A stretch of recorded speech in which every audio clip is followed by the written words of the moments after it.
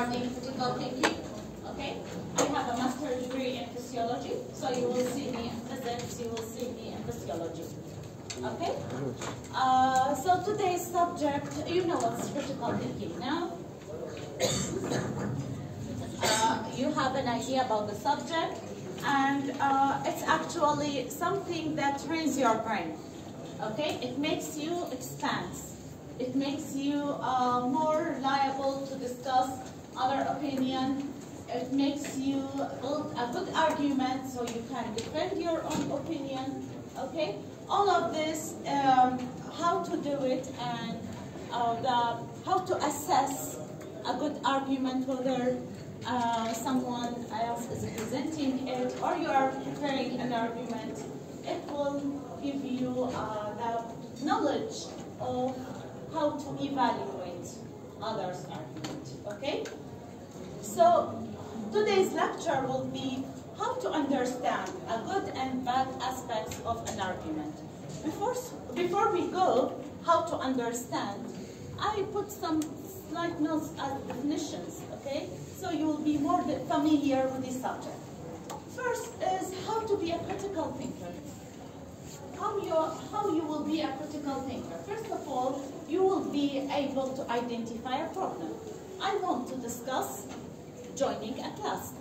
I want to discuss drinking coffee every morning. Okay? So you should identify a subject or a topic, and then you go to support it or not.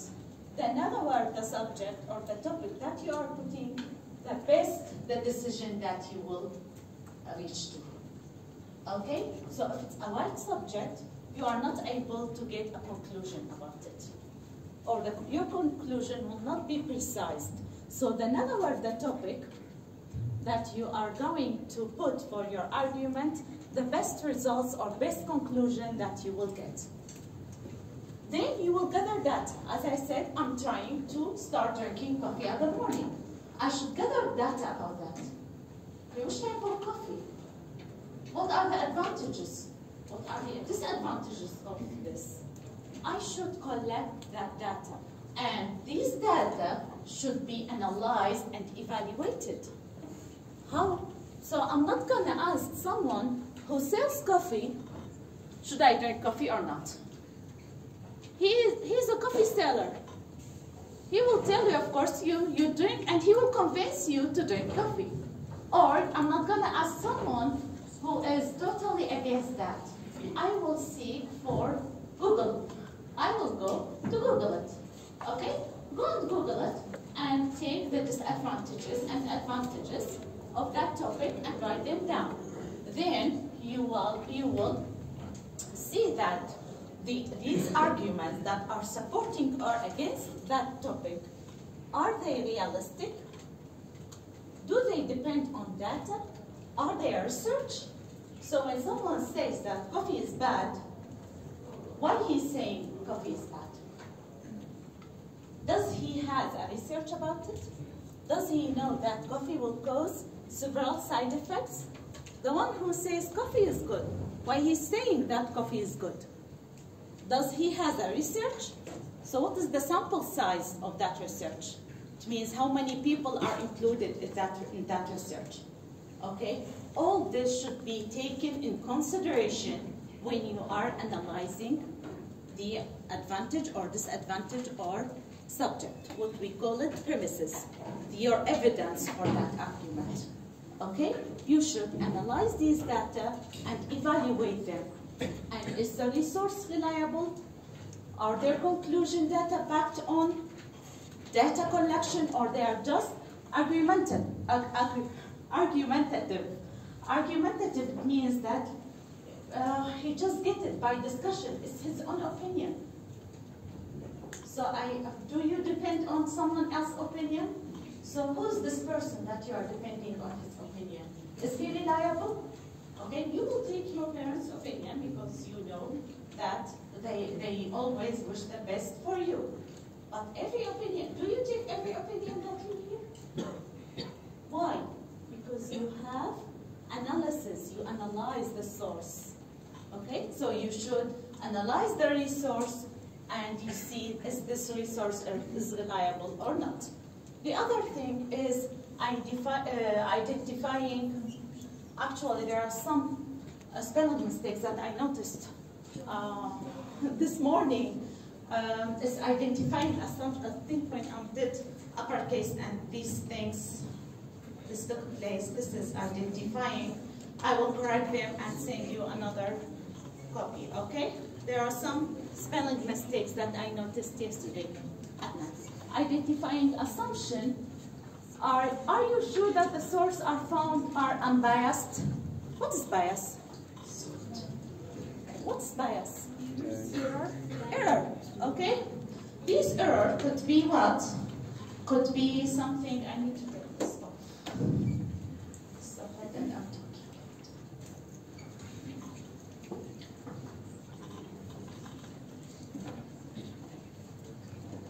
Okay, bias are errors.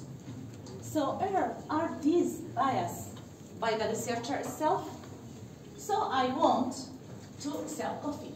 I will say coffee will make you alert, will make you a top achiever, will cause you concentrating, and I will highlight all the aspects of coffee, okay? Why? Because I'm selling them. Because I'm selling them, okay? And you want to drink coffee. So what you are going to do, this is your bias. You will only search for the resources that are supportive for your in-mind conclusion. Okay? So what that mean? By the way, if you are not understanding anything that I'm saying, please raise your hand and I will try to re-describe it. Okay? So this is the source bias. That the source is trying to make you convinced about something. Okay? What about your bias? I want to do plastic surgery for my nose. Okay? So I will convince my parents about all the effects of that. I'm trying to convince them.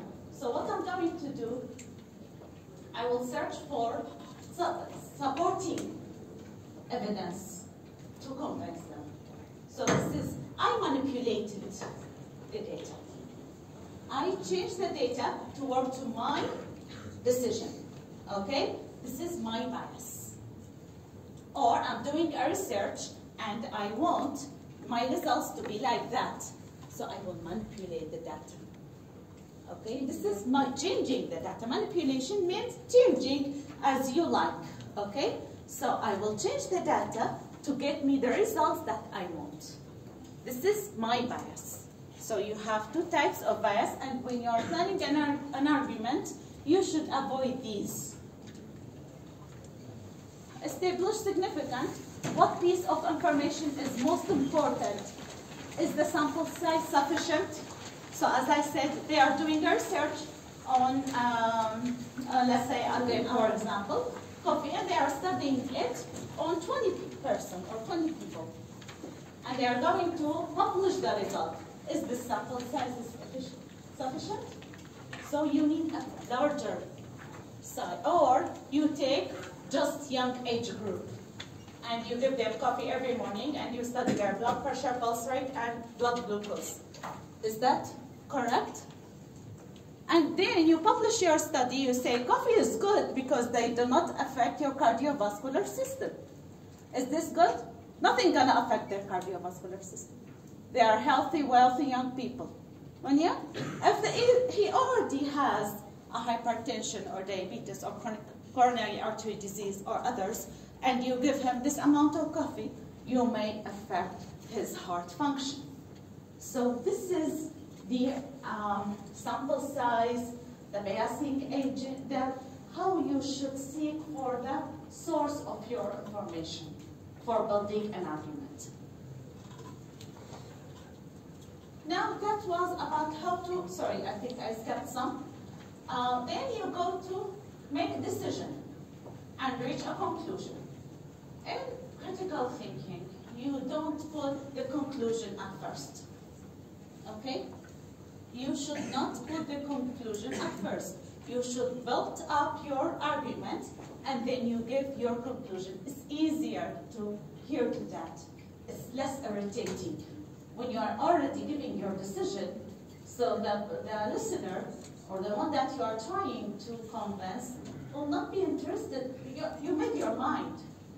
Okay, if you made your mind, he will be preoccupied that whatever you are saying, that's it. You are just supporting your idea. Okay, so you should put the conclusion at the end of the argument. You should build up your evidence first. You should build up your discussion. And when you finish, you say, from that, we conclude, or that's why we should do this. Okay? Then we have present or communicate. Okay? You should communicate your decision to someone, like your friend, the one that you are trying to convince, your colleague, your teacher, anyone that may be interested. Now we are going to understand argument to help you to be a critical thinker. Okay? Do we have to memorize? Excuse me, what's the meaning of stakeholders? Stakeholders, the one who manage you, the one who, let's say, they're responsible for you.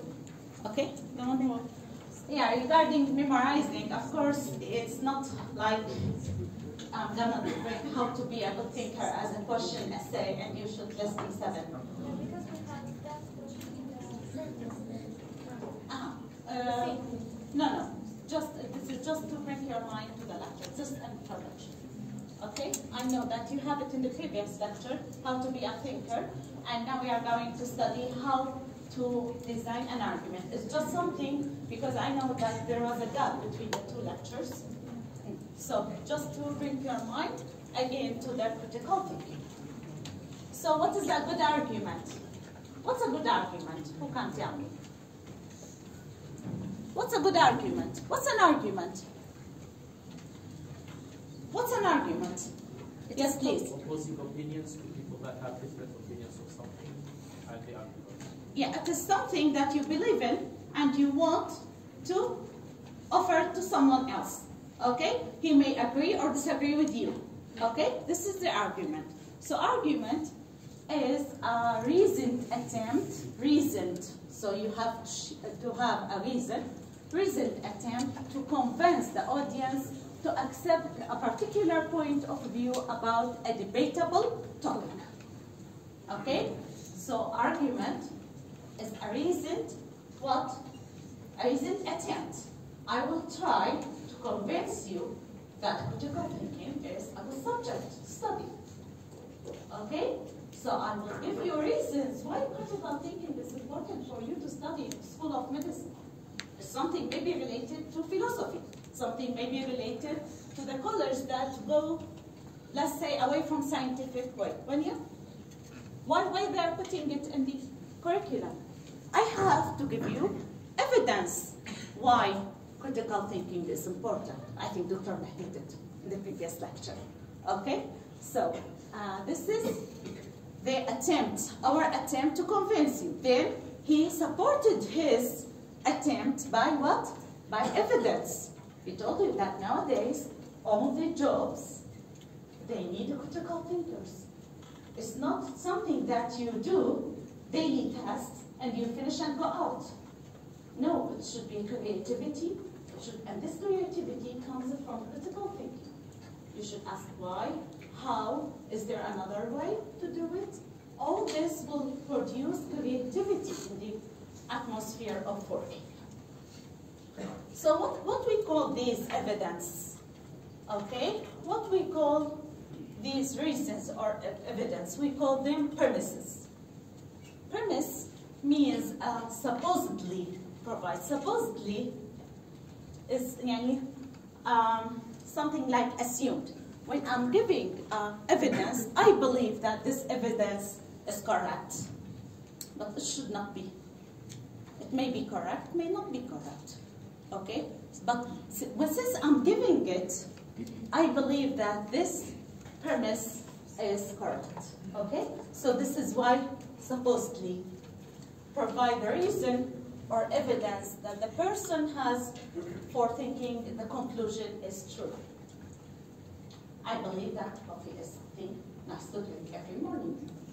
Why? If I said, I feel like it, is this good premise? Okay? No. Okay? No. Why? Why? It's my opinion. Yeah, it's my opinion. I feel like I like drinking coffee every morning. Am I convincing you to drink coffee? No, I should provide an evidence. This evidence should be strong enough to make you change your mind. Okay? So, for example, your classmate talks with professor and says that I will miss the class of today because my grandma passed away. What is the issue here? Missing the class is the issue. Missing the class is the issue. So what is the action or the conclusion? Is he is not going to attend the class. What is his premise or evidence? Why he is not coming? Grandmother died. Okay. Is it a good cause? Yes, for us it's a good cause. For our segment. For other societies, maybe not a good cause. Okay? So it depends on the society itself. Again, if really his grandmother died, so you should seek for the truth of the premise. Who said that he's not lying? Wanya? This is a critical topic. Okay? Who said that he's not lying? Maybe his grandmother is dead 10 years ago, and he just brought that excuse to miss the class. Okay? So you should seek for the truth of the premise. And in some slides, please correct it. Some slides I saw that written promise instead of premise. I think it's the autocorrection of the device or something like this. Just make it every promise that you see is P-R-E-M, not O-M. Some of the slides has O, please make them E. Yes.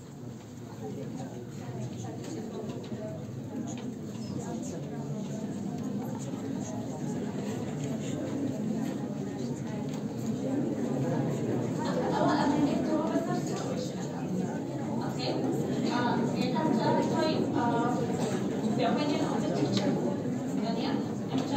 The importance of the lessons. Maybe an exam that he will the whole year. So it depends on the situation. Maybe his grandma is the one that he raised him. So she is his parent, his guardian. Something like that. What we lost a year. 1 year. So it depends on a lot of circumstances.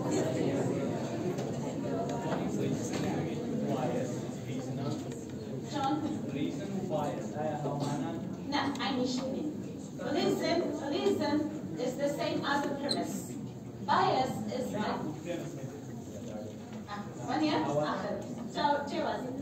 bias تشتيك فعلا. When you do something that it is incorrect on purpose to get a result. Okay, you say that x plus y equals 10. Okay, and you put x and y as you desire. Okay, so this is bias if you manipulate or change the data to give you the result that you are seeking for. So how we judge that this is a good or bad argument? Does she provide a good argument? How we say that? How you will be convinced about a case or a subject or a project that your colleague is presenting? To evaluate an argument, you have two things to do. First of all, be quiet, please. Decide if the premise or premises are accurate. As we said, he said his grandma is dead. So, is his grandma truly dead? Is she dead now? So what is the relationship? She didn't see him at all. So he's just using this excuse. Okay? Or the premise is logically related to the conclusion. Yeah, his grandma, in this example, his grandma, that he needs to go to do the ceremony for her goodbye or funeral. Okay? So it makes sense. He cannot attend at that time. So if someone says that I cannot attend the class because I don't feel like it, doesn't make sense. Or I cannot attend the class because it's so demanding. Doesn't worth it. Okay, it takes a lot of time and the subject is boring. Sometimes you find these may sound, yeah, it could be something that you will miss the class for. But how do you decide that they are good or bad approvals or premises? So you should break down an argument to do that. How you break it down? Okay, first of all, you take the premises. You see that for our first example, I want to drink coffee or I'm trying to do exercise. What are my premises? You should put an argument and then you should put premises for this new, let's say, attempt or trial. Then after that, the conclusion. If I'm going to do exercise, what is the conclusion? Why we are doing exercise is healthier for my body. It will give me a level of fitness. I will lose weight, and I will build muscles. My cardiovascular system and respiratory system will be healthier. My joints and muscle. I will collect data to provide premises. What is my conclusion? Doing exercise. Now, collecting data is premises. Doing exercise is my conclusion. Okay? If I will say, I can't do exercise, so I need to collect data to support my conclusion. But I should not put my conclusion at the top. I should first display my case, build up the premises, and then I will say the conclusion. Okay? Then we will see the application of reason or logic. And the relationship of premise to the code, these two are connected. I will say, I will do exercises. I'm too old for it. Okay? Or I will say that I'll do exercises and who give me an unconnected premise to this? Who can, yeah, you are freshly minded. Yes, take it. Who can give me a premise or a reason that is not connected for doing exercise? Connected, as I said, it's healthier, and to give me, yes, please. I don't feel like it. I don't feel like it. This is one of them. You have money. Yeah, this is reasonable. In some sports centers, this is reasonable. Okay, this is logical, actually. What else? Yes, please. Maybe you see all your friends doing it, so you want to do it, but... Yeah, this is the peer pressure, okay? So maybe your reasons to do the exercise are not, it's not for yourself. It's just because the others are doing it, so I'm gonna do it. So this is illogical. You should do things for yourself. I saw someone raising his hand there. Yes, please? This thing? Oh, okay. That's also. My mom wants me fatter. My mom, what? Wants me fatter. Want me fatter. Oh, that's excellent. This is logically, this is really a logical connection between the conclusion and the premise. Okay? Do you have any, or I will say, like our example, I will drink coffee because let's say because I like the color. I like the color, okay? Yes. Time doesn't allow me to do exercise. Okay. Sorry, I didn't. Time doesn't allow me to do No, exercise. this is slightly logical because you need time management to do this. Okay, so this is one of the things that may be logical.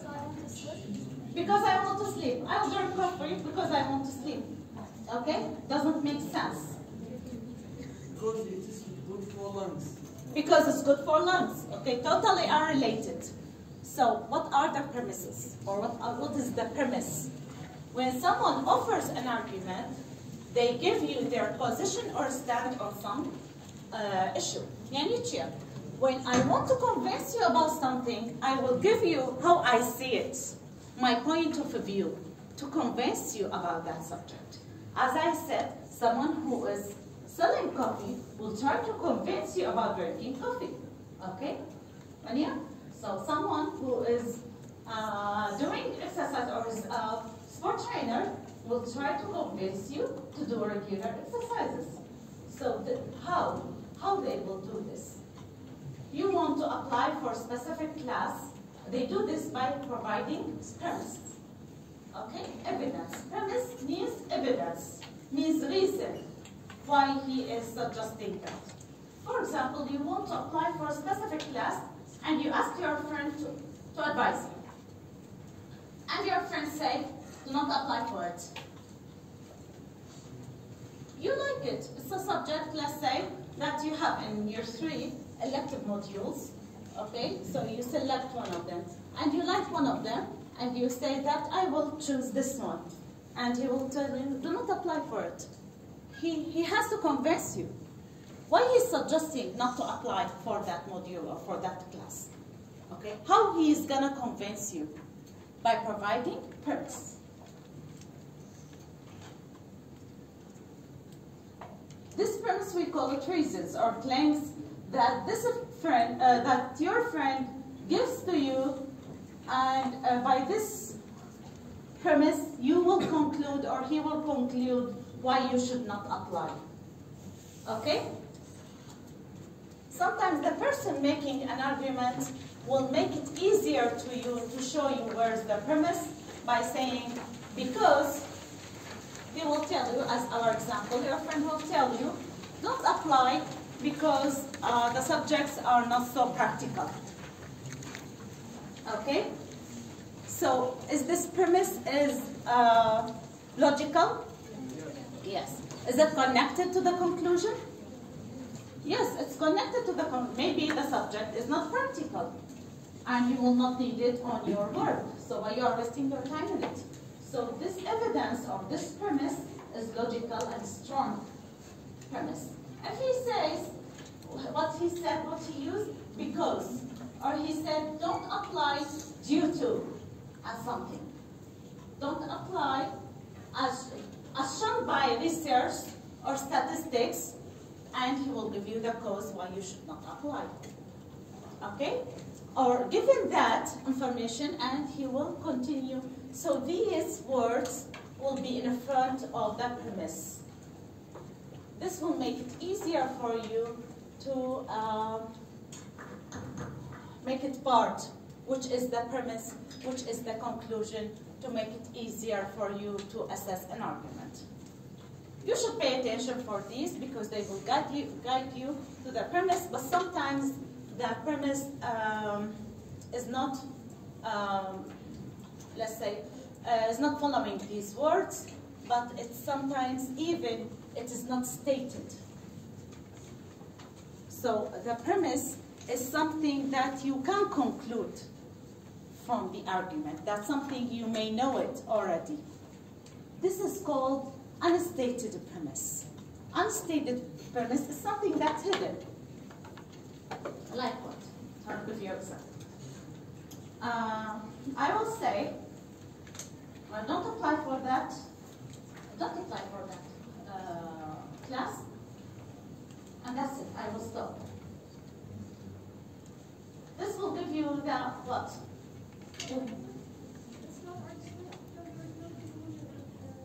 There's a conclusion, but it's not supported by premise. But this will make the chance for what? You will fall why you should not apply. So the one who is providing an argument with no premises is giving the chance for others to fall the missed premises. So what do you think? Why your friend is suggesting not to apply? Yes. Maybe try to help. Maybe he tried to help you, or maybe he doesn't like it, or Maybe he or she thinks the professor is not paying the lecture very well. Okay, this is one. So if you listen, it's maybe, maybe, maybe. Anya? So it's a lot of maybes. It's not something that stated. Okay? Sometimes you conclude something, and others will put premises or will put words on your mouth, as they say. It's not your words, it's not your intention, but because you wasn't so clear or you weren't so clear, so you give them the chance to take that for you. Okay? So whenever you do an argument, you should state the premise very clearly, but that way you are not giving chance for others to put the premise for you. The other part of the argument is the conclusion. Conclusion of an argument is what follows from the claims has been made. Is the final statement of the position someone is taking on an issue or question or decision. For example, for our example is do not apply. This is the conclusion. He should, before saying do not apply, he should, why you are applying to this subject is so boring. The professor doesn't let anyone discuss the subject with him. It's not practical. So these are premises. Okay? So do not apply. It's costly. As you know, classes, sometimes they are by fees, they are by money. So we'll say it's costly, it doesn't worth it. So he should give a premise. Otherwise, as your colleague said, there may be this cause, maybe that cause. Okay? So you should not let a chance for this maybe. It should be clear. Then the application of reason or logic. In making an argument, an individual relies on reason or logic to defend a particular conclusion, rather than an emotional instinct. Okay, I drive to go to a shop. I should plan my map or my path by my mind where I'm going to get to that point in a shorter time. But I don't like to go like this. I like to go like in that street, but I have no time. I have a very little time to go through it. What is the logic about this condition? Should be logical. I have 10 minutes to go to that shop. The shortest path to go through that shop is to take the road or the street that I dislike. I will take the disliked one because it should be logical. Should not be emotional. Okay? Should not be emotional. Remember, term supposedly. When a person make an argument, they believe the premises they offer, in for just supporting the conclusion. They drive, and this drive is wrong. Please correct it. DR drive, not yeah. Correct it, please. Okay? So it means what? I like drinking coffee.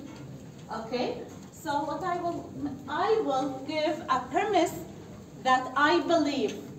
Why should all of you drink coffee? Okay? It's just an argument. It's not something true. Okay? I drink tea the same. I have my reasons that I will be surprised that why people are not drinking tea. Because I believe in that. Okay? This is why supposedly says. This is why we say supposedly. I like eating in a certain restaurant, and my family doesn't like this. So I have to convince them by my evidence, okay? So shouldn't be, these premises shouldn't work for them.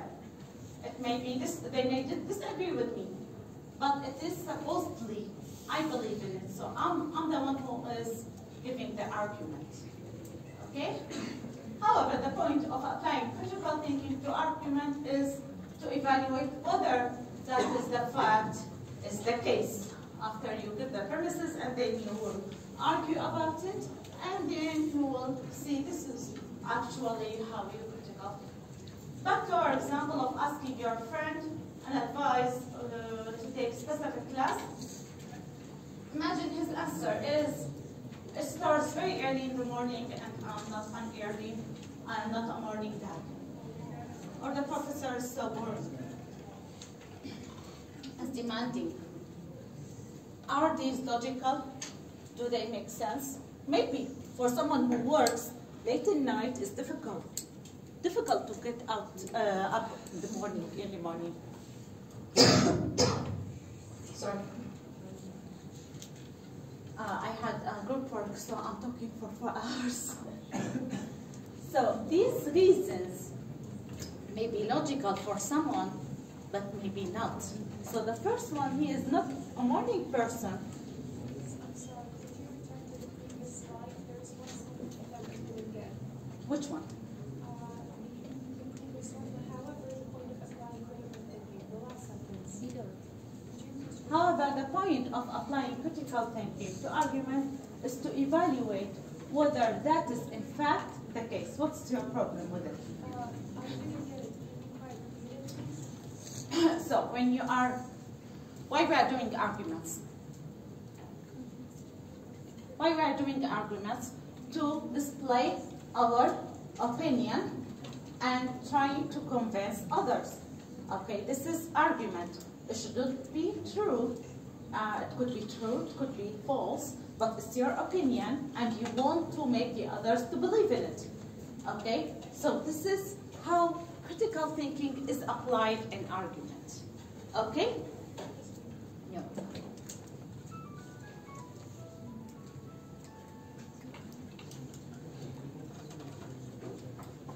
As we said, that if he is someone who has a midnight shift, so he's working, or night shift, sorry, so he's working late at night, he cannot wake up at the early morning to attend a class. This is logical premise. Yeah? But if he's saying, no, it's boring, or he's spending his time on social media at night, and if he sleeps at 7 a.m., of course he will not be able to do that class. Okay? So these are the differences to see is it logical or not. Then you will check or evaluate the relationship, between the premise and the conclusion. Are they related?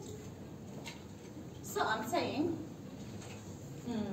I like math because it's fun. I like teaching. I hate teaching because it's, let's say, because it's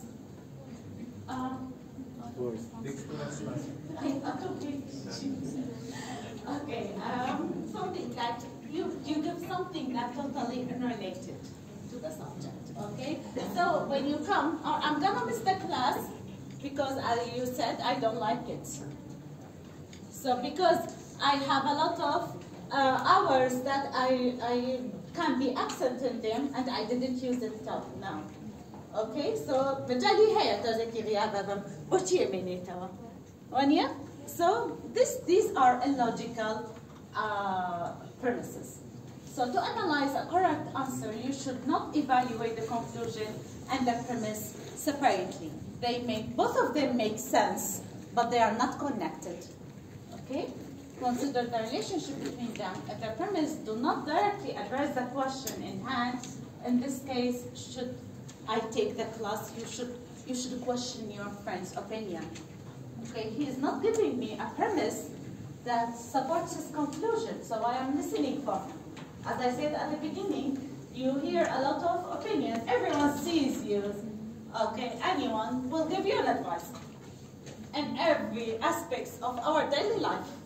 One year, everyone that they are like you, older than you, younger than you, less than you, whatever, he will give you an advice. Do you listen for all of that? You don't listen for why? Why? They are giving you an argument because their argument is weak. Sometimes you listen to someone who may be younger than you or has less experience in life, but he can convince you. He gives you an argument that is supported by premises and you will be convinced. Okay? This is the difference. Then we will go in details about the unstated premise. As I said, unstated means that it is not frankly, not, let's say, clearly stated.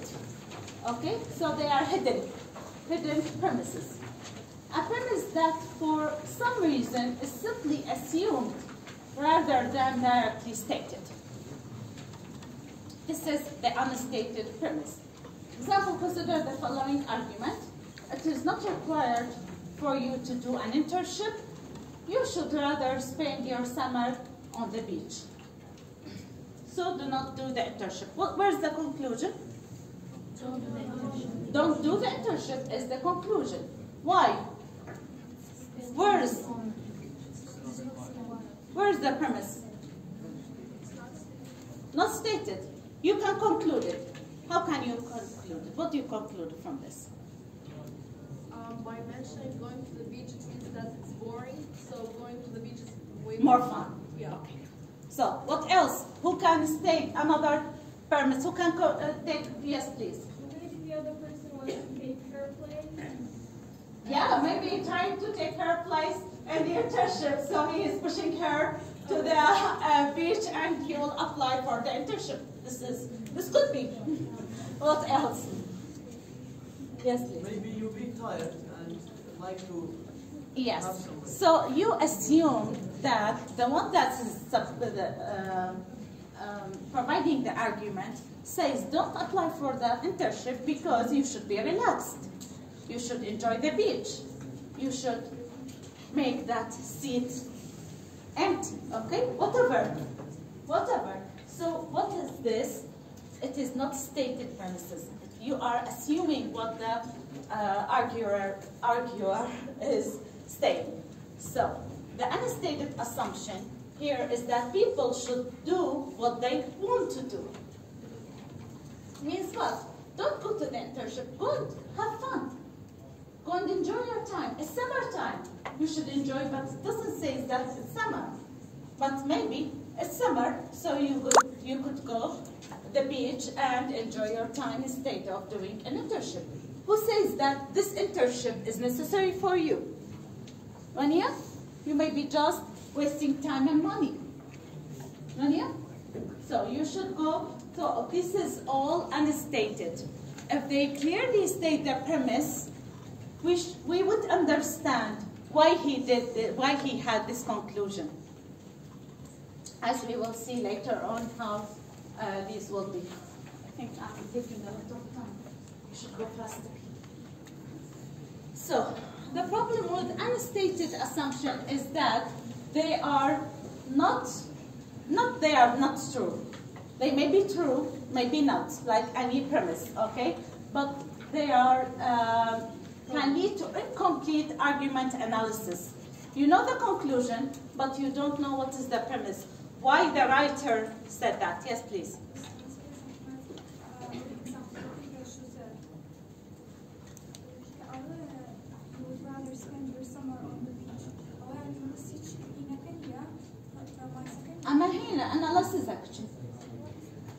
Analysis.